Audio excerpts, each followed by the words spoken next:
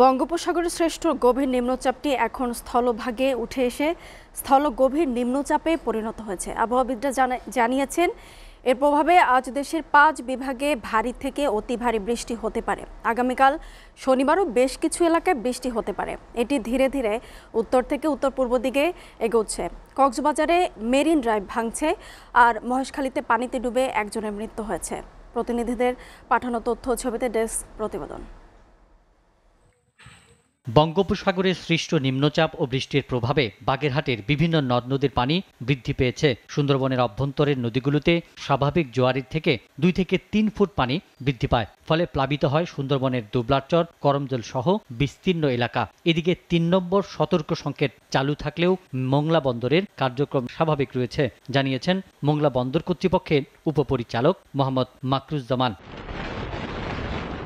নিম্নচাপের কারণে কক্সবাজারে উত্তাল রয়েছে সাগর। সমুদ্রের ঢেউয়ে ভাঙছে মেরিন ড্রাইভ সড়ক। নিম্নাঞ্চল প্লাবিত হয়েছে।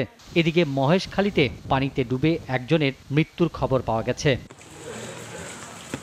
অন্যদিকে শরীয়তপুরে সারাদিন ঝড় বৃষ্টি থাকায় ব্যবসা বাণিজ্যে নেমেছে ধস। বাজারগুলো ছিল ক্রেতাশূন্য। বিভিন্ন স্থানে জলাবদ্ধতা সৃষ্টি হয়। ভোগান্তির কোনো কমতি নেই শরীয়তপুরবাসীর।